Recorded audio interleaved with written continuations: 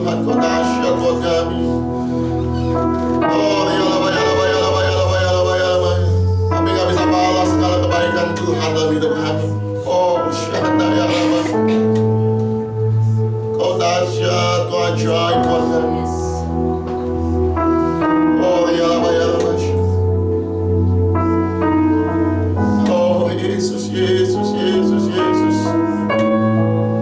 Kau baik, Kau dahsyat, Kau ajaib. Tak ada Allah seperti Engkau. Kami hanya menyembah-Mu, Yesus Tuhan. Oh, ya Allah. Makasih Yesus, makasih. Oh, ya Allah, syahada ya Allah. Kau baik. Kau baik, Tuhan.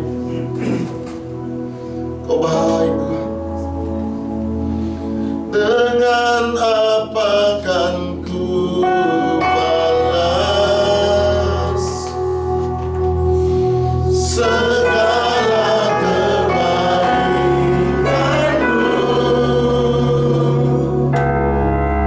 Segenap hatiku menyembah-Mu, Yesus. Ku bersyukur padamu. Dengan apa kan ku balas segala kebaikan-Mu,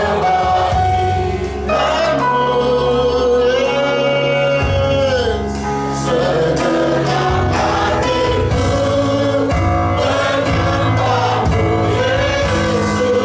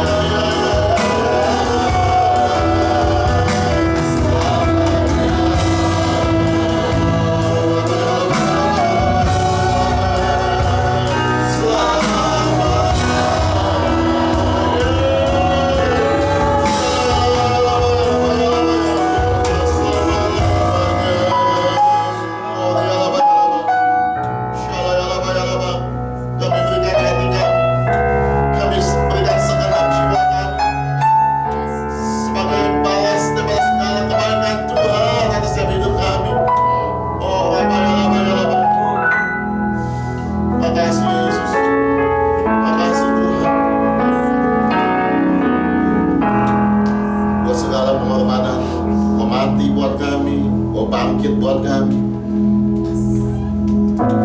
Nggak ada Allah seperti Engkau, Yesus. Pengorbanan-Mu, kematian, kebangkitan-Mu, satu karya yang luar biasa dalam hidup kami. Kami yang harus mati binasa karena upah dosa adalah maut, tapi Engkau mati buat kami, tebus setiap dosa kami dan Engkau bangkit pada hari ketiga. Engkau hidup, Engkau berjalan bersama dengan kami. Kami nggak menyembah Allah yang mati, kami nggak menyembah Allah yang di dalam kubur, tapi kami menyembah Allah yang bangkit, Allah yang hidup berjalan bersama dengan kami. Sebab itu kami percaya masa depan kami ada dalam tangan Tuhan. Segala rencana-rencana yang indah yang sudah Kau siapkan buat setiap kami, Engkau ada atas setiap kami. Terima kasih Tuhan Yesus, terima kasih buat siang hari ini. Kami boleh merenungkan Tuhan, segala kebaikan Tuhan dalam hidup kami, segala karya-karya Tuhan yang sudah Kau kerjakan dalam hidup kami. Biar melalui setiap apa yang kami boleh dengar, membuat kami semakin mengenal Tuhan, membuat kami semakin cinta sama Tuhan, membuat kami semakin rindu sama Tuhan hari lepas hari Tuhan.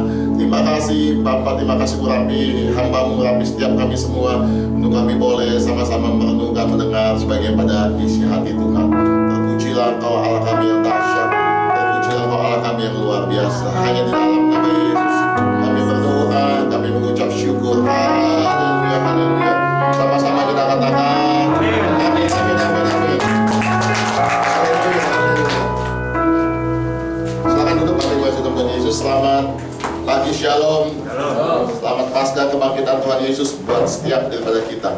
Saudara, kalau mau cerita orang mati banyak, betul? Ya, orang disalib, ya, kiri kanan Yesus juga waktu itu disalib. Jadi apa dong bedanya sama Tuhan Yesus? Apalagi kemarin saya bilang kan, tahun 70 itu terjadi penyaliban besar-besaran ya di kota Yerusalem. Ya, ada ratusan ribu orang yang disalib. Mereka tercurah darahnya dan mereka mati. Pertanyaannya, apa yang beda sama Yesus? Kalau cerita hanya mati, semua juga mati. Kalau cerita disalib, juga banyak orang yang disalib. Tapi bedanya, Yesus kita Yesus yang bangkit sekarang. Kalau dia nggak bangkit, sia-sia kepercayaan kita hari ini. Ya, kalau dia nggak bangkit sama aja, orang lain juga mati disalib dan nggak bangkit. Ya, kalau dia nggak bangkit sama aja, tokoh-tokoh agama di dunia mereka mati, mereka ada makamnya, mereka nggak bangkit. Tapi Yesus kita Yesus yang bangkit. Itu yang membuat kita berbeda. Itu yang membuat pengharapan kita nggak pernah sia-sia di dalam Tuhan. Kita nggak menyembah patung yang firman Tuhan katakan punya mata nggak bisa melihat. Kita nggak menyembah patung yang punya telinga tapi nggak bisa mendengar. Kita nggak menyembah patung yang punya tangan tapi mereka nggak bisa memberikan pertolongan buat kita. Tapi kita menyembah Allah yang hidup. Dia punya mata, dia punya telinga, dia punya mulut untuk berfirman buat setiap daripada kita. Sebab itu kita orang-orang yang luar biasa. Tepuk tangan dong buat orang-orang yang luar biasa. Saudara dan saya orang-orang yang luar biasa. Kita dipilih Tuhan dan dia menyatakan kebangkitannya. Yuk kita lihat di dalam Yohanes 20. Saya nggak siapin PowerPoint hari ini. Kita lihat aja kita ayat-ayat yang kita bisa eksegese, kita bisa korek-korek coba. Ya, kebangkitan Yesus pada hari pertama minggu itu pagi-pagi benar. Nih hari Minggu. Nah, nanti kenapa kita ibadah hari Minggu? Ya, ketika masih gelap, pergilah Maria Magdalena ke kubur itu dan dia melihat bahwa batu telah diambil dari kubur. Dia berlari-lari mendapatkan Simon Petrus dan murid yang lain yang dikasihi Yesus dan berkata kepada mereka, Tuhan telah diambil orang dari kuburnya. Kami nggak tahu di mana ia diletakkan. Maka berangkatlah Petrus dan murid yang lain itu ke kubur. Keduanya berlari bersama-sama, tetapi murid yang lain berlari lebih cepat daripada Petrus. Mungkin Petrus agak gemuk dikit ya, jadi agak lama. Teman-teman juga nyampe, sehingga lebih dahulu sampai ke kubur. Dia menjenguk ke dalam dan melihat kain kafan terletak di tanah. Akan tetapi ia tidak masuk ke dalam. Ya. Maka datanglah Simon Petrus menyusul dia masuk dalam kubur itu dan ia melihat kain kafan terletak di tanah. Sedang kain peluh yang tadinya ada di kepala Yesus tidak terletak dekat kain kafan itu, tetapi agak di samping di tempat yang lain dan sudah tergulung. Perhatikan baik-baik, sudah tergulung. Maka masuklah juga murid yang lain yang lebih dahulu sampai di kubur itu dan dia melihatnya dan percaya. Sebab selama ini mereka belum mengerti isi kitab suci yang mengatakan bahwa ia harus bangkit dari antara orang mati. Lalu pulanglah kedua murid itu ke rumah. Oke, saudara, Yesus disalib hari Jumat. Ya, Jumat pagi Yesus disalib. Waktu disalib malam itu, sore itu dia diturunkan dari salib, dikuburkan. Ya, di kuburan yang baru ada seorang Yusuf dari Arimatea yang siapkan kuburan itu. Ya, dia dikubur. Ingat, kuburan Yesus itu bukannya kuburan kayak kita ya, bukannya di tanah digali gitu lalu ditaruh jenazahnya lalu ditimbun lagi, bukan. Kuburan zaman dulu itu bentuk dari goa, ya, dari bukit yang dibolongin. Saya nggak tahu atau dibolongin atau memang udah bolong, tapi itu di dalam di situ ditaruh.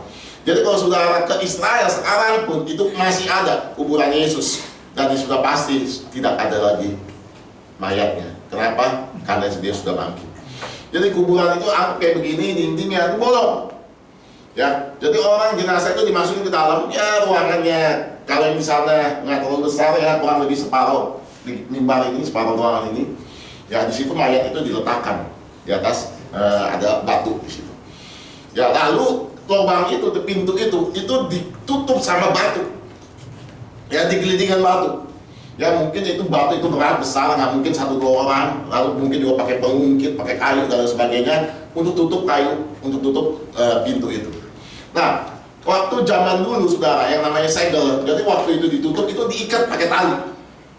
Ya, diikat pakai tali itu si batu itu. Lalu ada stempel, ya, stempel kerajaan itu kayak lilin. Ya, pelajari saya lihat, oh itu kayak lilin jadi itu stempel itu dia kayak lilin dipanasin, tes. Nah, udah, jadi ada cap kerajaan, ya, cap mungkin waktu itu yang berkuasa Romawi. Jadi ada cap kerajaan. Jadi kalau orang buka dia punya tali untuk guling itu batu, pasti itu akan merusak si cap itu, si lilin itu. Nah, itu makanya namanya segel. Ya, kalau dia buka dan ditarik itu tali, berantakan itu lilin. Ya, segel itu berantakan, artinya dibuka orang. Jadi dicap, jebret. Bukan hanya dicap, di situ dijaga sama tentara Romawi. Karena mereka juga sudah dengar kan, kamu jaga ya baik-baik. Karena ini kita dengar kan, waktu sebelum Yesus mati nih, dia nanti katanya mau bangkit lagi. Jangan-jangan mayatnya dicuri nih. Makanya kenapa kalau ditanya kuburan Yesus itu dijaga, disegel. Yang lain nggak dijaga, yang lain jaga disegel. Kan dua orang yang disalib juga mati, nggak ada yang jagain. Gitu. Karena mereka nggak pernah bilang dia bangkit. Tapi Yesus selama hidup, selama dia ngajar, dia bilang dia akan bangkit kembali. Makanya imam-imam, tentara-tentara Romawi disuruh jaga supaya jangan sampai nih bilangnya bangkit atau mayatnya dicuri. Nah, makanya ditutup pakai batu gede, di stempel, di segel, lalu ada dijaga sama tentara supaya orang nggak berusaha mencuri. Dia pikir memang orang mau mencuri. Nah, lalu di situ dikatakan pagi-pagi benar ketika hari masih gelap pergilah Maria Magdalena ke kubur itu. Di Injil yang lain beberapa wanita yang datang, ya, beberapa wanita. Jadi Maria Magdalena dan beberapa wanita yang datang ke kubur itu. Kenapa dia harus datang pagi-pagi? Karena mereka mau merempahi mayat Tuhan Yesus. Ingat, Yesus itu nggak keburu dirempah-rempahi mayatnya. Jadi kebiasaan orang Yahudi zaman dulu, orang mati itu harus dirempah-rempahin. Ya, mungkin dikasih minyak, dikasih mungkin apalah, ya, balsam atau apa supaya ya itu tradisi mereka yang mungkin juga supaya mayatnya juga nggak bau dan lain sebagainya. Yesus nggak keburu waktu dia mati dirempah-rempahin. Kenapa? Udah keburu hari Sabat.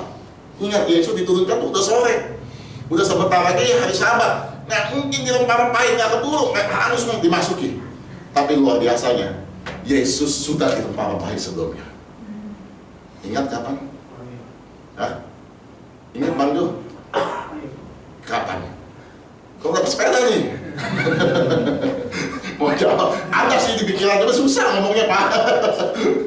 Itu waktu Maria mengurapi kaki Tuhan Yesus, mengurapi tubuh Tuhan Yesus.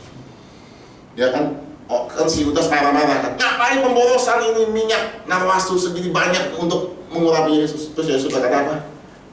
Udah, dia sedang mempersiapkan hari penguburan kepada Tuhan. Maria tangkap. Makanya ini satu pelajaran yang luar biasa.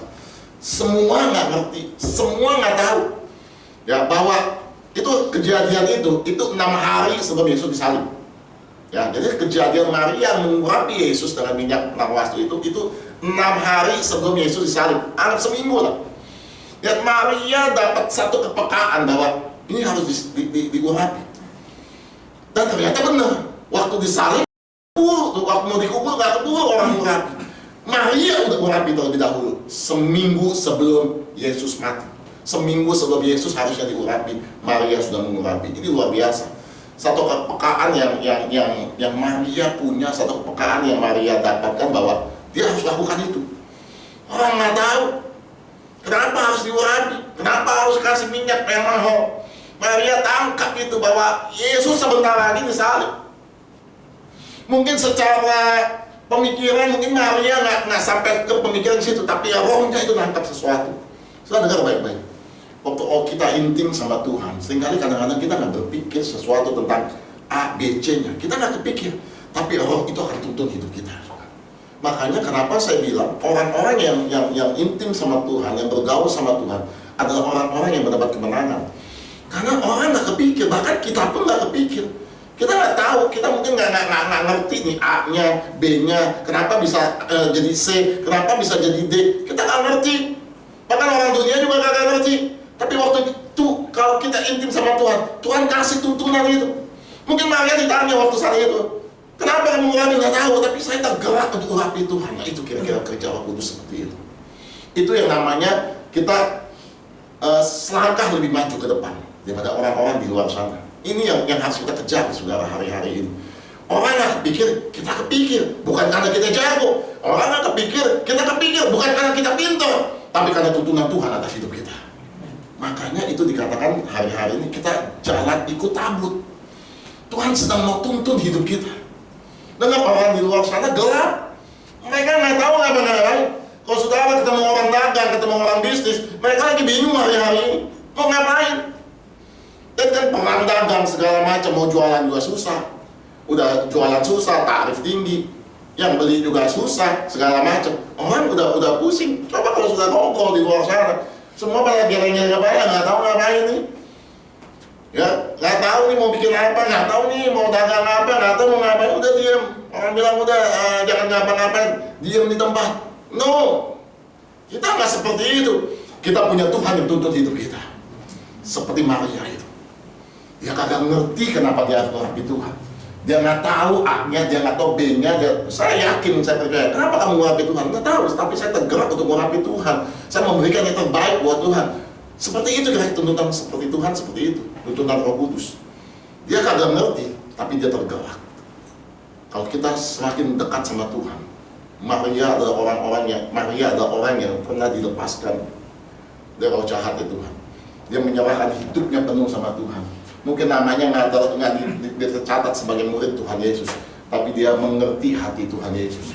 Dia bisa berikan yang terbaik. Sementara Yudas yang setiap hari ikut Yesus, yang katanya dapat stempel murid Tuhan Yesus, tapi dia nggak ngerti waktu minyak narwastu yang mahal itu dipakai untuk mengurapi Tuhan. Buat apa ini pemborosan katanya? Tapi Maria ngerti ini bukan pemborosan. Seringkali orang dunia lain itu pemborosan, tapi di mata Tuhan itu satu hal yang luar biasa. Kadang-kadang orang berkata gini, udah jangan beri banyak-banyak, itu pemborosan, irit-irit hari-hari ini. Mungkin orang dunia berkata, kita sepertinya boros memberi sesuatu kepada orang. Tapi dengar baik-baik, itu berharga di mata Tuhan. Waktu kita tangkap hatinya Tuhan, waktu kita lakukan apa yang menjadi bagian Tuhan, saya mau katakan, itu justru yang dilihat Tuhan. Bukan sekadar uang yang diboros-boroskan, enggak. Waktu kita pergunakan, waktu kita keluarkan uang itu sesuai dengan tujuan Tuhan buat hidup kita, nggak ada yang namanya pemborosan. Dan di situ Tuhan akan melimpah-limpahkan berkat buat setiap dari kita. Seringkali orang berkata, udah jangan boros-boros, udah jangan membagi-bagi.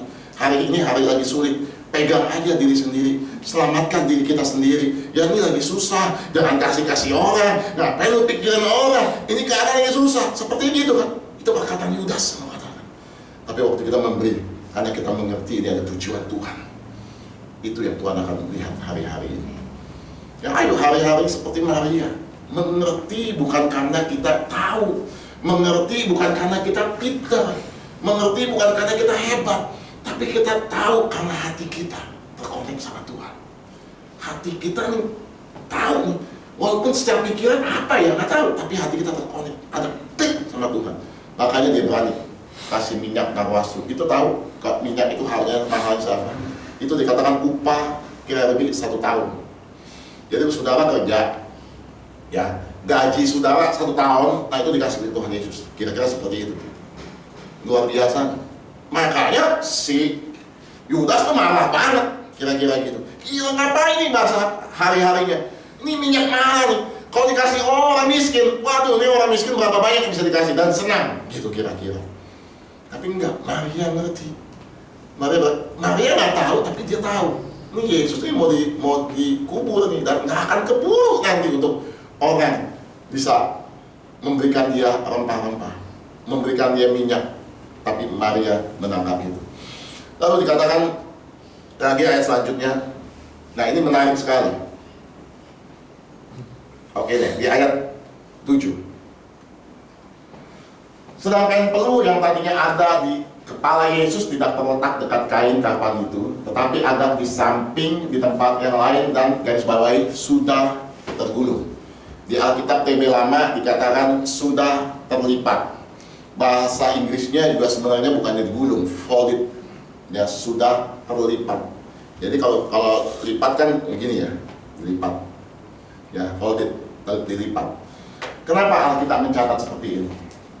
Ya, kok Yesus sempat-sempatan sih ngegulung-gulung, ngelipet kain kafannya, kain peluhnya. Kain peluh itu kain sobek sebenarnya sudah. Ya, kain sobek. Orang Yesus udah pakai keluar aja, ya kan? Sempet-sempetan ngelipet kain peluhnya, itu kan jelas kan? Tapi ada di samping, ya kain peluh yang tadi di kepala, ya tidak terletak di dekat kain kafan, tetapi ada di samping di tempat yang lain dan sudah tergulung, sudah terlipat. Apa artinya? Kalau di luar negeri ada satu bukannya tradisi ya, satu kayak table manner orang bilang, ya tata cara makan. Jadi kalau saudara ke luar negeri, sudah makan sendiri nih, ya ngajak saya misalnya, ya kan mestinya aja, ya. Nah ini ceritanya sendiri dulu, ya. Waktu sudah makan, saudara mau pipis, ya kan? Kalau di luar negeri ya jangan bandingin kayak di sini, yang kerja tuh banyak. Ya kan kadang-kadang nggak ada pelayan cuma satu orang atau 2 orang dalam restoran yang cukup besar gitu. Jadi lagi kita makan, kita mau pipis nih. Gimana dong? Kalau kita keluar, diberesin makanan kita. Betul nggak? Nah, dia harus selepet dia lipat di meja. Dia lipat di meja, dia taruh, dia bangun, dia pipis. Si pelayan yang lihat tidak akan beresin meja kita, makanan kita. Kenapa? Karena ada serbet yang dilipat. Apa artinya serbet yang dilipat? Si yang makan itu sedang berkata gini, ini saya lipat ya, nanti saya pasti balik lagi. Jadi ini makanan jangan diberesin, karena nanti saya balik lagi. Ini Yesus kerja lakukan. Kenapa dia lipat kain peluhnya? Kenapa? Karena nanti dia balik lagi. Kapan dia balik lagi? Nggak lama lagi. Hari-hari ini dia akan balik lagi. Dengar baik-baik. Kalau Yesus sudah ngomong, kalau Yesus sudah janji, itu nggak akan pernah meleset. Yesus berkata, aku akan mati dan bangkit pada hari ketiga. Dia genapi, nggak meleset. Wah seminggu, katanya 3 hari, Tuhan kok ini seminggu? Iya nih, sorry lupa. Enggak. Tuhan kita kalau janji 3. Ya, dan kalau dia lipat dia kayak gini, aku nanti balik lagi. Pasti balik? Pasti balik. Dia jemput kita. Ya, jadi ini menarik sekali. Ya, jadi dia lipat itu kain. Dengar baik-baik, Yesus mati ini sudah ngerti dulu sedikit ya. Saya kemarin mungkin ketawa. Yesus mati itu bukan karena kehabisan darah. Kemarin kan saya bilang, saya baca tentang penderitaan Yesus, tapi dilihat dari kacamata kedokteran. Itu kalau manusia biasa, ya, itu waktu sebelum sampai salib, waktu dia disesah, itu harusnya udah mati. Karena darahnya udah terlalu banyak tercurah. Kedua, itu yang digambarkan di film Passion of the Christ itu masih belum ada apa-apanya sebenarnya. Itu udah sadis kan kita lihatnya. Yang tersadis yang dibandingkan dengan film-film kematian Tuhan Yesus sebelumnya. Itu aja udah sadis. Tapi itu belum terlalu sadis. Kenapa? Sebenarnya itu tulang aja udah kelihatan sebenarnya. Ya kan, bayangin ini kan bagian sini kan tipis ya. Tarik, itu tulangnya udah kelihatan. Bagian sini udah kelihatan tulang sebenarnya. Bagian pundak semua udah kelihatan tulang. Yang udah dagingnya udah nggak ada. Jadi sudah harus ngerti bahwa Yesus mati bukan karena kehabisan darah. Kalau dia manusia biasa, kalau dia bukannya anak Allah, dia nggak sampai ke salib, dia udah mati tuh diseksa seperti itu. Ya darahnya udah habis segala macam, bahkan dikatakan mungkin juga mengalami memar di ginjalnya dan lain sebagainya karena pukulan, karena cemeti dan lain sebagainya. Jadi Yesus mati itu karena dia menyerahkan nyawanya. Catat baik-baik. Ini yang harus kita mengerti. Yesus mati ya disalib, ya dia mati karena disalib, enggak. Yesus menyerahkan nyawanya. Sekali lagi, waktu dia salib, saya pernah bilang ya kemarin ya, bahwa penderitaan disalib itu paling menderita orang, dan orang disalib itu matinya paling lama.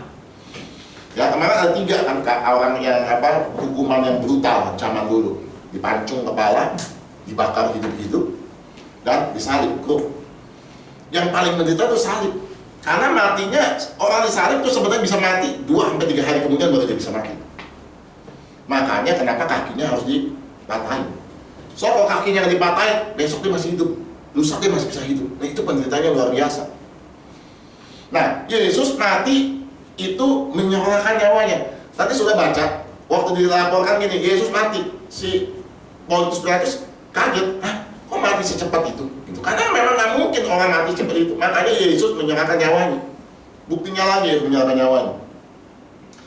Sudah diperhatikan, baca ya baik-baik. Sebelum dia mati, dia menundukkan kepalanya dan menyerahkan nyawanya. Dia tundukin kepala dulu ya, bukannya mati dulu baru nunduk. Orang biasa mati dulu ya. Kita lihat film atau kita lihat ini, orang mati biasa ini, gitu ya. Kalau di film kan gitu kan, kalau ketusuk film silat, gitu. Dia memegang nyawa dulu baru tertunduk. Gitu. Karena udah gak ada tenaga kan, nyawanya udah copot nyawanya. Ya mati. Tapi nanti perhatikan, baca baik-baik. Yesus menundukkannya, baru dia menyerahkan nyawanya. Kenapa Yesus menundukkan kepalanya dulu? Itu nama bahasa aslinya bilang klino. Klino itu apa?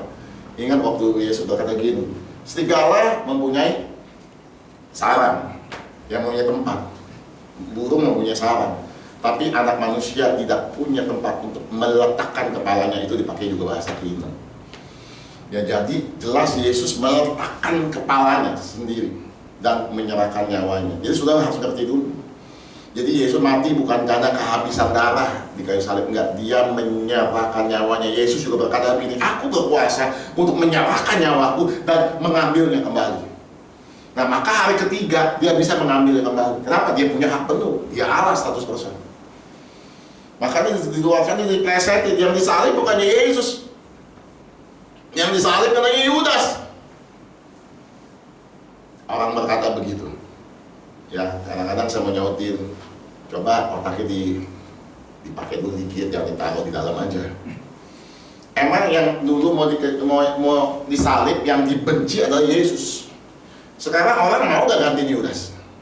Sekarang gantiin aja sudah ke koruptor. Ini koruptor mau dihukum mati lah, sudah gantiin. Bisa gak? Nggak bisa, emang ada mukanya gitu. Jadi kita yakin bahwa yang disalib pada Yesus. Dan kemarin saya katakan, Yesus disalib itu sudah dinubuatkan 700 sebelumnya. Itu sudah dinubuatkan. Bahkan perjanjian lama, ibadah-ibadah itu menunjukkan kepada salib Kristus. Jadi nggak mungkin itu diganti orangnya.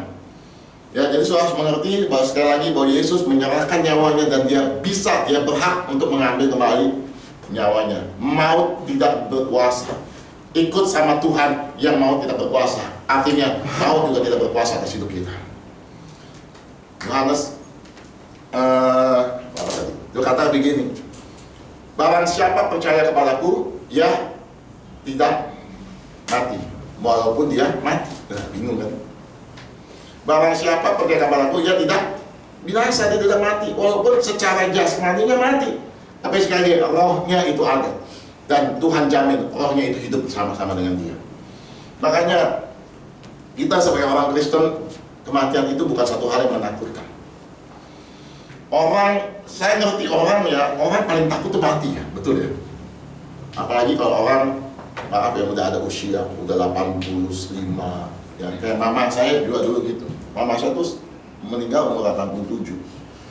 Jadi kalau udah masuk orang usia 83, pasti kita nggak juga mikir ya, ini kapan nih, gitu kan, betul kan? Apalagi ya zaman sekarang ada WA, saudara ada 5, yang satu udah gone, kakak yang kedua gone, kakak ketiga gone, kakak keempat gone. Nah kita bontot, tinggal nunggu panggilan nih. Ya kan ada saudara istri saya yang ini tinggal bontot, yang ini tinggal bontot. Saya bilang bikinin aja WhatsApp group kalau terakhir yang tinggal nunggu panggilan. Ya kita orang takut. Mama saya juga dulu begitu. Dia cerita bahwa dia itu takut. Ya, saya maksudnya, oh iya benar juga ya. Karena usia kan, ya memang kematian nggak ada yang tahu. Tapi kan kalau kita masih usia 30, 40 ya kalian pikir ya masih jauh lah, gitu istilahnya. Tapi kalau orang udah 80 lebih, 86, aduh, ini tinggal nunggu panggilan nih. Ya nggak, tinggal tunggu, panggil. Makanya kadang-kadang yang 80 itu mesti pura-pura budak nggak denger dipanggil gitu ya. Ya kan dipanggil, ini datang, udah waktunya. Nggak jadi mati tuh. Ya, jadi orang yang mati itu takut. Nah, saya bilang takut, dia bilang ini. Waktu saya mulai ini ya, dia mulai baca firman Tuhan. Untuk orang tua, makanya saya bilang jangan kalah. Ya, dia baca firman Tuhan. Terus supaya nggak pikun, catat tuh firman Tuhan. Ya, di Matius 25 saya baca, misalnya itu ayat itu menjadi rema atau menarik ya, ditulis sama mama saya. Makanya waktu meninggal saya buka, dia punya Alkitab itu banyak catatan-catatan. Matius dia catat ulang. Sampai satu ketika dia bilang sama cici saya, dia bilang dia udah gak takut. Kapan kematian itu menjemput dia? Dia gak takut karena dia sudah yakin kemana dia akan pergi. Itu sudah yakin kemana akan pergi? Yakin? Wah, kemana Pak? Amin. Kita pasti hidup bersama dengan Tuhan ya. Nah, yang menarik lagi gini, kita korek aja ayat ini. Sebab selama itu mereka belum mengerti isi kitab suci yang mengatakan bahwa ia harus bangkit dari antara orang mati. Jadi murid-murid sudah bergaul sekian lama, 3,5 tahun dia berjalan hari lepas hari bersama dengan Tuhan. Yang tidak sedikit Tuhan berkata bahwa aku akan bangkit kembali pada hari yang ketiga. Aku akan disesat, orang berdosa akan menyerahkan aku, tapi pada hari ketiga aku akan bangkit. Semua sudah dikatakan sama Yesus beberapa kali sama murid-muridnya, tetapi nggak ada yang waktu Yesus bangkit. Ya Sabtu itu satu keadaan yang hening. Kenapa? Mereka takut. Mereka tuh dikejar-kejar sudah. Waktu Yesus Jumatnya disalib, itu mereka dikejar-kejar, mereka dicari pengikut-pengikutnya. Makanya Sabtu itu mereka ketakutan. Mereka nggak berpikir gini, tenang. Besok Yesus bangkit, tenang. Kita sabar. Enggak, mereka bingung. Ya ini mau ngapain lagi nih ya kita ya? Guru kita mati kayak begitu. Kita ngapain lagi nih? Kita nelayan lagi. Mau ngapain ya kita? Ya mereka bingung kan. Nggak tahu mau ngapa-ngapain. Nah, kenapa orang Kristen ibadah hari Minggu? Nah, jawab dah. Pasti jawabnya gini, libur Pak. Agama lain juga hari Jumat. Ya. Karena Minggu adalah hari kemenangan buat kita. Amin. Jumat hari kematian, Sabtu hari sunyi. Sabtu itu orang Yahudi, ibadahnya Sabtu, hari Sabat. Kita hari Minggu merayakan apa? Bukan hanya kebangkitan yang kita rayakan hari ini. Setiap hari Minggu kita sedang merayakan kebangkitan bersama dengan Tuhan. Amin. Kebangkitan Yesus bukan bicara tentang hari ini saja, bukan setahun sekali, tapi kebangkitan Yesus adalah setiap minggu waktu kita beribadah. Kebangkitan Kristus ada setiap hari waktu kita menyembah Dia. Itu kebangkitan, ada kemenangan dalam setiap kehidupan kita. Kebangkitan berbicara kemenangan. Kemenangan atas apa? Atas maut. Kemenangan atas apa? Atas dosa dalam hidup kita. Dosa sebenarnya udah lagi nggak punya kekuatan untuk menundukkan kita. Kita bukan lagi dikatakan ini waktu Yesus mati dan dia bangkit, dia mengubah kita. Kita nggak jadi lagi hamba dosa, tapi kita menjadi hamba Tuhan. Dosa udah lagi nggak berkuasa. Tetapi kenapa orang bisa jatuh dalam dosa? Nah ini kita keluar sedikit. Waktu Yesus bangkit, dia tebus dosa kita pakai Yesus sebagai Tuhan. Kita sudah dipindahkan dari manusia lama ke manusia baru. Dari yang tadinya budak dosa, nggak ngerti kebenaran, itu Tuhan pindahin menjadi hambanya Tuhan. Tapi ingat, waktu ini udah pindah ke sini, kita masih hidup dalam daging. Satu. Kedua, saya udah katakan dunia ini miliknya si iblis. Dia nggak enak-enak aja ongkang-ongkang kaki. Oh lu udah jadi Kristen ya, ya udah dah, selamat ya, ibadah yang lagi dia. Enggak, iblis cari kesempatan. Lu ke gereja, tunggu, gua cari. Nah itu daging sama iblis nih konek-konekan nih kira-kira nih. Ya kan si iblis akan kolek terus daging kita. Tuh judi lagi. Tuh main cewek lagi tuh, gitu kira-kira. Nah itu si iblis yang korek-korek.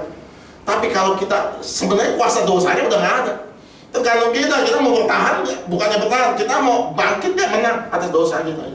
Karena apa? Kita udah lagi nggak dalam kup. Nah kebangkitan Yesus itu mengubah itu semua. Kebangkitan Yesus mengubah kita menjadi anak-anak Tuhan. Jadi orang yang nggak tahu, nggak jelas di sini, matinya nggak tahu kemana. Ya saya sih berbuat baik, jamin berbuat baik kamu bisa menutupi untuk masuk ke dalam surga. Jamin nih kamu nggak ada dosa sedikit pun. Ya ingat tuh masuk surga itu bukannya masuk ancol, bayar masuk beres. Ini masuk surga ini kriterianya ketat ini. Enak aja. Ada dosa secuil pun nggak bisa. Yakin dengan berbuat baik kamu bisa masuk surga. Nah waktu di sini itu yang namanya darah itu menebus hidup kita. Kita udah dibeli oleh darah yang mahal. Nah ada satu kisah yang menarik. Saya baca buku, ya dia di Amerika kan, kalau di Amerika kan biasanya tuh kalau anak usia 17 tuh udah keluar lah istilahnya ya dari rumah. Ya itu memang budaya mereka gitu. Mereka dianggap sudah dewasa, mereka boleh keluar rumah. Nah si anak ini satu ketika datang ke bapaknya, karena sudah lama nggak datang ke bapaknya. Memang nggak diceritakan apakah memang pernah masalah atau memang karena dia dewasa dia keluar. Lalu dia nggak kunjungi bapaknya. Satu ketika dia udah lama nggak kunjungi bapaknya, dia datang ke bapaknya. Si anak itu semangat. Ya anak ini mungkin udah remaja, udah dewasa. Pak, dia katakan gini. Aku sekarang udah jadi Kristen loh, Pak. Aku sudah terima Yesus sebagai Tuhan dan Juru Selamat. Terus bapaknya bilang gitu, oh bagus itu. Dia bilang. Terus anaknya bilang gini, Papa juga ikut Tuhan. Papa juga ke gereja. Percaya Yesus sebagai Tuhan dan Juru Selamat.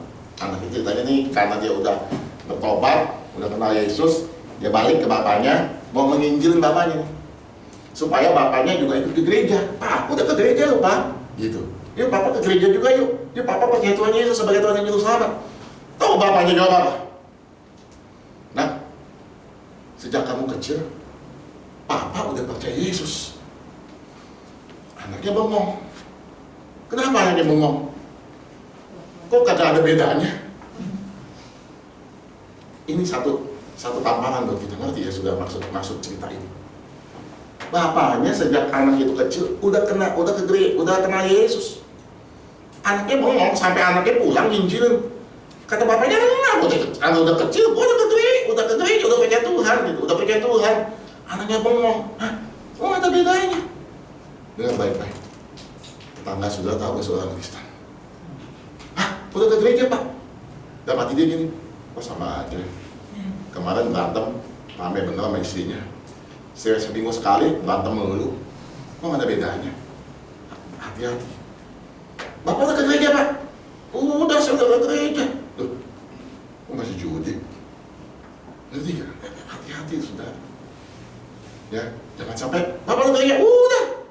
Dan mati dia gini, kok masih judi? Bapak gereja mana? Jangan sebut GB pada mamanya. Ada, gitu aja udah. Ya. Soalnya nanti yang salah nimbalakan nanti. Ya, ngerti ya saudaranya. Sekarang waktu kita nggak cerita tentang kebangkitan Yesus, dia sudah tebus hidup kita. Pertanyaannya, kita sudah berubah belum waktu Yesus bangkit atas hidup kita?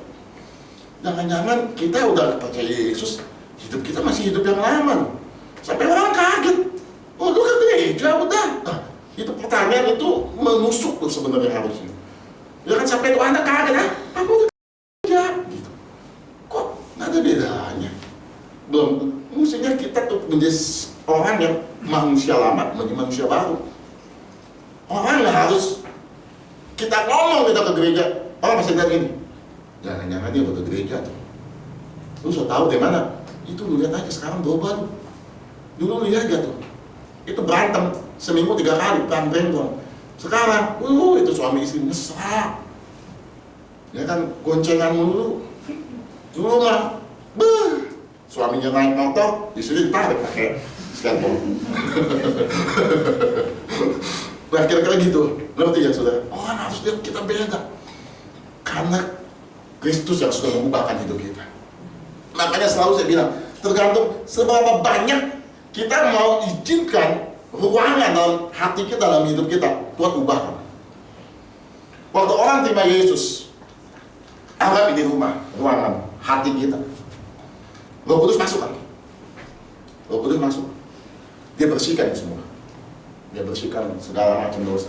Tapi ingat, kadang-kadang ada ruangan-ruangan yang kita kunci. Jangan dah, kalau ini mah, ini dendam kusumat gua ya, sorry Tuhan, ini makan mati, gua gak bakal lupa. Yang lain Tuhan boleh bersihin deh. Ya kan, tapi yang dendam kusumat ini, ya kan, sampai ada orang dendam kusumat sama suaminya, dia berkata gini, kalau sampai suami saya masuk surga, saya masuk neraka aja Pak. Kenapa? Saya nggak mau lihat mukanya di surga. Gila. Jangan-jangan suaminya juga ada di surga kali. Sampai segitunya. Orang kadang-kadang kunci, sehingga Roh Kudus nggak pernah paksa. Saya bilang, Yesus itu luar biasa, Roh Kudus itu luar biasa, dia nggak akan paksa orang kok. Ya waktu kita kunci ruangan itu, dia nggak akan bersihkan. Nah itu yang kadang-kadang itu yang menjadi kendala buat hidup kita. Orang akan nggak ada perbedaan. Oh ini sorry ya, ini kalau dosa ini sih kayaknya susah. Ini gua kunci aja. Ya yang lain boleh deh. Ya kan oke, yang lain boleh bersih, tapi yang lain ini saya kunci. Ya kan dosa ini nih, waduh ini susah deh kalau dosa ini mah. Jangan deh, ini mah kunci. Makanya saya bilang seberapa banyak kita mau serahkan hati kita. Hidup kita semua banyak kerikil, banyak dosa, banyak salah, tapi waktu kita serahkan, Tuhan akan membersihkan itu hari lepas hari, sehingga hidup kita semakin serupa, segambar dengan Tuhan. Itu kembali ke konsep awal penciptaan Tuhan. Tuhan mau kita seperti Dia. Maka kan waktu Yesus menciptakan, maka kita akan ciptakan manusia serupa dan segambar dengan Dia. Itu konsep yang awal yang Tuhan mau kembalikan. Makanya coba sekarang mulai ngebayang dikit ya dari cerita yang tadi ya. Kira-kira tetangga gue tahu gak ya gue udah Kristen. Jangan-jangan kalau gue bilang Kristen dia kaget kayaknya. Gitu. Ya kan, kalau gue bilang gue Kristen nih, gue ada ke gereja nih, dia kaget kayaknya. Apa jangan-jangan dia celentang sampai ke got gitu. Hah, lu Kristen juga? Gitu. Kayaknya makin jahat. Tapi di sini nggak share kayak di sini. Di sini orang kalau saudara bilang, saya udah Kristen, oh pantas. Ya kan? Pantas berubah. Gereja di mana? GB Pademangan. Oh, pantas.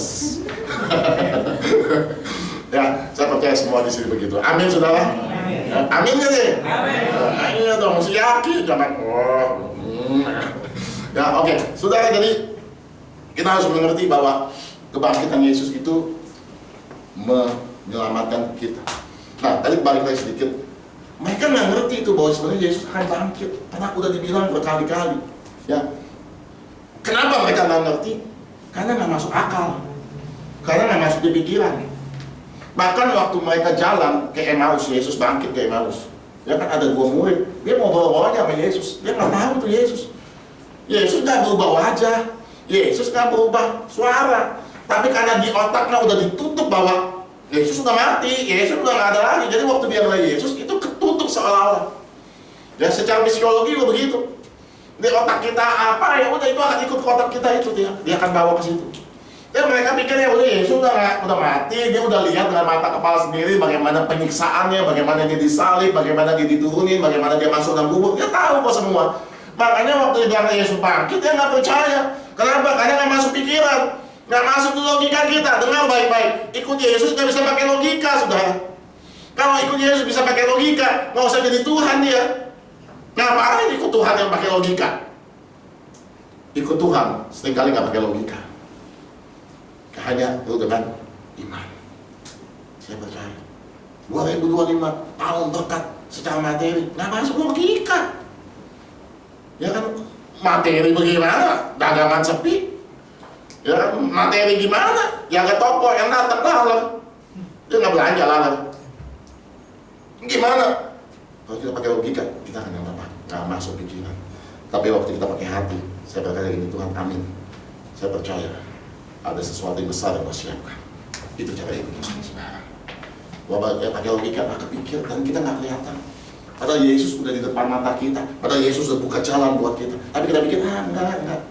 Ini tahun yang susah. Enggak, tahun 2005 orang bilang tahun gelap. Tahun yang mesti ini, enggak. Tuhan udah buka jalan. Yesus udah bangkit, tapi bukan. Yesus udah mati kemarin.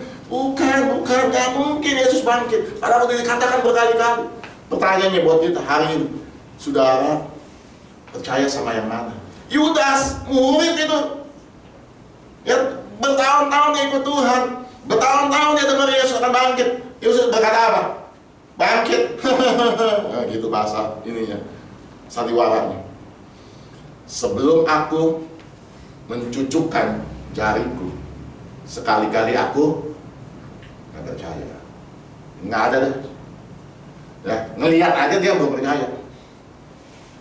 Dia mesti cucukin dulu nih, ada bekas pakunya, dia masukin lubangnya paku, korek.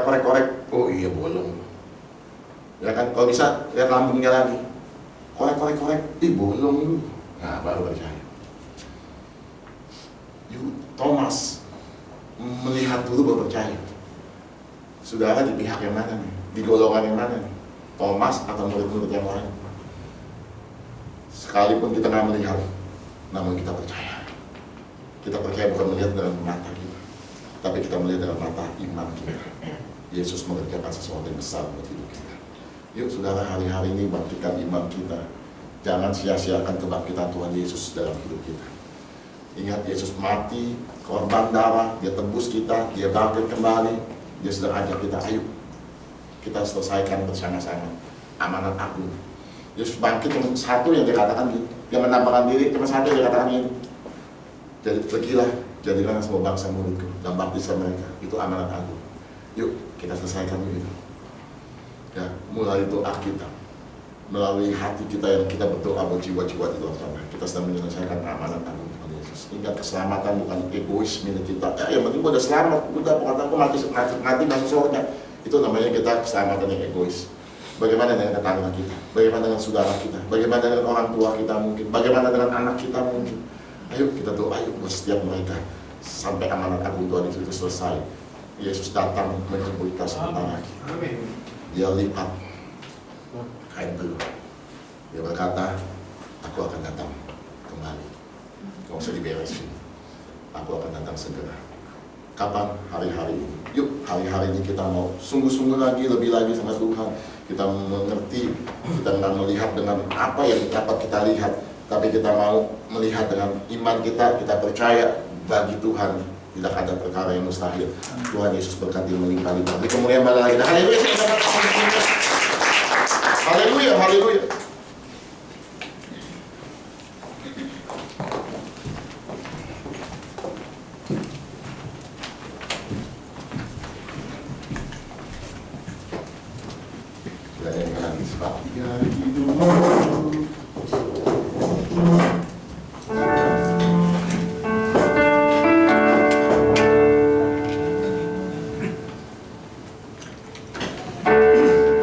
Ya hidup ada hari esok, saya hidup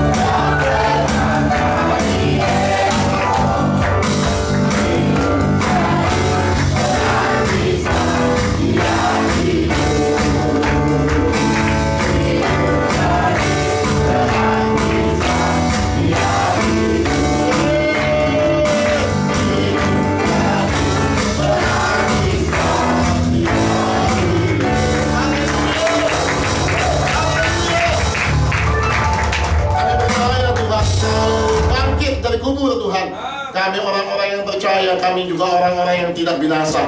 Kami orang-orang yang beroleh kemenangan Tuhan. Biar Tuhan kami membawa kematian Kristus dalam hidup kami. Hidup kami mati terhadap dosa. Hidup kami mati terhadap daging kami. Hidup kami mati terhadap ego kami. Dan kami bangkit menjadi satu ciptaan yang baru bersama dengan Tuhan. Biar orang di luar sana melihat bahwa kami berbeda karena kami punya Tuhan yang dahsyat. Orang di luar sana melihat kami berbeda karena kami hidup sesuai dengan apa yang Kau mau atas setiap kehidupan kami. Terima kasih Tuhan Yesus. Hari ini kami mau mengingat kebangkitan-Mu Tuhan. Kami mulai mengingat kebaikan-Mu. Kami mulai mengingat apa yang Kau kerjakan dalam hidup kami Tuhan. Terima kasih Bapa, terima kasih Tuhan Yesus. Kau baik, Kau dahsyat buat hidup kami. Hamba berdoa buat setiap anak-anak-Mu di tempat ini Tuhan. Mari Tuhan buat setiap apa yang mereka sedang kerjakan lakukan. Biar tambah-tambahkan iman mereka Tuhan. Mereka kami semua nggak pernah melihat Yesus, tapi dengan iman kami percaya Yesus bangkit Tuhan. Tuhan, kami juga mau mengimani setiap firman Tuhan dalam hidup kami.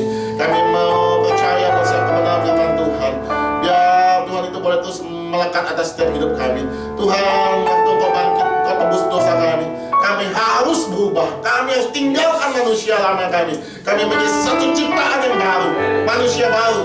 Orang di luar sana boleh melihat kami beda karena kami punya Tuhan. Jangan sampai orang di luar sana melihat kami nggak ada bedanya. Kami tetap sama sebelum kami mengenal Tuhan. Tuhan, ampuni kami kalau kami masih melakukan itu Tuhan. Hari ini kami janji Tuhan, kami akan lakukan yang terbaik. Kami akan bertobat sungguh-sungguh Tuhan. Biar orang di luar sana melihat kami beda karena kami punya Tuhan. Hidup kami hidup yang dimenangkan. Hidup kami hidup yang diubahkan sama Tuhan. Terima kasih Tuhan Yesus, berikan kekuatan. Kami nggak bisa hidup benar, kami nggak bisa hidup kudus tanpa Roh Kudus yang tolong kami, tanpa Roh Kudus yang bantu kami. Untuk kami hidup benar, tinggalkan dosa, hidup bergaul sama Tuhan. Jadikan kami seperti Maria yang mengerti Tuhan. Kami boleh tangkap isi hati Tuhan. Maria persiapkan penguburan. Maria sudah mempersiapkan penguburan sebelum Yesus dikubur. Tuhan, biar kami seperti Maria, hati kami peka, hati kami bisa tangkap apa yang menjadi kerinduan hati Tuhan. Ajar kami Tuhan, berikan telinga rohani kami semakin tajam mendengar tuntunan-Mu Tuhan. Berikan mata rohani kami semakin tajam untuk melihat kemana tampuk itu berjalan. Sehingga hidup kami bukan hidup yang sembarangan. Hidup kami hidup yang penuh dengan tuntunan Tuhan. Hidup kami hidup yang penuh dengan mujizat Tuhan. Hidup kami hidup yang dahsyat yang luar biasa. Beda sama orang di luar sana. Karena kami punya Tuhan yang bangkit. Kami punya Tuhan yang dahsyat buat hidup kami. Kami punya Tuhan yang hidup dan menuntun setiap langkah-langkah hidup kami Tuhan. Sebab itu kami nggak mau sia-siakan hidup kami. Di hari-hari terakhir ini kami mau ikut tuntunan Tuhan. Sampai orang dunia boleh melihat bahwa kami beda karena kami punya Tuhan yang dahsyat. Kami punya Tuhan yang luar biasa. Biar kami menjadi orang-orang yang menyelesaikan amanat agung Tuhan Yesus di hari-hari terakhir ini Tuhan. Pakai kami Tuhan. Kami nggak mau jadi penonton. Kami nggak mau hanya sekadar duduk dengar. Tapi kami mau aktif. Kami mau bergerak. Kami mau menyelesaikan amanat agung Tuhan Yesus. Kami mau terlibat dalam setiap doa-doa kami. Kami mau terlibat dalam setiap penginjilan. Kami mau terlibat dalam saksi Tuhan dimanapun kami berada Tuhan Yesus. Oh, pakai kami Tuhan. Terima kasih Tuhan, terima kasih. Biar setiap firman Tuhan boleh menguatkan kami Tuhan, menyadarkan kami bahwa Engkau Allah yang mengasihi kami, Allah yang peduli sama kami, Allah yang menepati setiap janjinya, Allah yang gak pernah meleset menggenapi setiap apa yang Dia sudah firmankan dalam firman-Nya. Terima kasih Tuhan Yesus. Sebentar kami akan berpisah. Setelah kami tibakan tempat tujuan kami masing-masing, setelah kami hari lepas hari ke depan Tuhan Yesus, tempat kerja kami, tempat sekolah kami, kuliah kami, dimanapun kami berada, orang boleh melihat Kristus dalam hidup kami. Orang boleh membaca firman dalam hidup kami. Mereka nggak baca firman secara buku, tapi mereka dipaksa baca firman di hidup kami Tuhan. Sehingga waktu mereka melihat kami, mereka melihat Yesus. Waktu mereka melihat kami, mereka memuliakan nama Tuhan. Terima kasih Tuhan Yesus, terima kasih Tuhan Yesus. Mari kita angkat amplop persembahan kita. Oh rabaya rabasya kadaya rabaya. Terima kasih Tuhan, bahwa hari ini kami juga kembali memberikan persembahan Tuhan. Kami percaya waktu kami memberi dengan hati yang benar, kami memiliki understanding mengasihi Tuhan. Kami tahu ini bukan pemborosan, tapi ini akan mengerjakan sesuatu yang besar bagi kerajaan Tuhan. Terima kasih Tuhan Yesus, terima kasih Tuhan Yesus. Oh, Rabasya karena ya Rabba. Yuk kita angkat kedua tangan kita. Kekasih Allah pulang. Terima berkat kasih sukacita damai sejahtera daripada Allah Bapa di dalam anak yang tunggal yang mengasihi kita Yesus Kristus Tuhan. Dan persuami hiburan yang manis dalam Kudus menyertai kita mulai hari ini sampai kedatangan Tuhan yang menjemput kita di awal-awal yang permai bahkan sampai selama-lamanya. Kita yang percaya dan lima berkat sama-sama katakan amin. Selamat siang.